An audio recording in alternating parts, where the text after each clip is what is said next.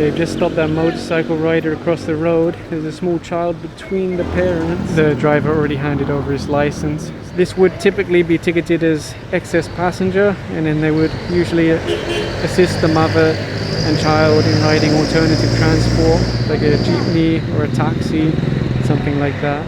It's just not safe to have the extra passenger on the motorcycle, especially when the little girl doesn't have a helmet. This van has been flagged down for the improvised license plate.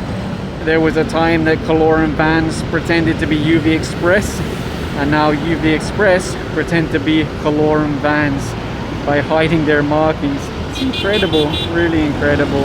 And that UV Express was escorted to the MMDA impounding lot. And right now they're issuing tickets to these two vehicles parked on the road. They both have drivers, so it'll just be attended illegal parking, which is 1,000 pesos. The team are now looking at this premium taxi. This is a known hotspot for colorum vehicles making trips to the provinces. Of course, as a premium taxi, it should operate basically like any other taxi, except it's more comfortable. Calamba, Laguna. Magkano po singil? 300. Okay. So they asked the driver if they can see his franchise, and he wasn't able to show any paperwork from LTFRB. And then when they looked inside, they also noticed there's no meter installed. One of the enforcers will ride inside the van and it will be escorted to the impound.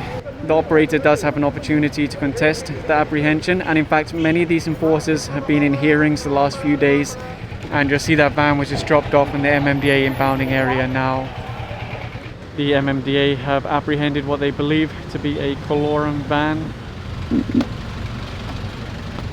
100 po ba ma'am yung pamasahe niya? Opo. Saan po galing? Imus po. Imus, Cavite po. Opo. Salamat po ma'am. So the passengers confirmed they're paying 100 per head, Cavite to Lawton, Manila.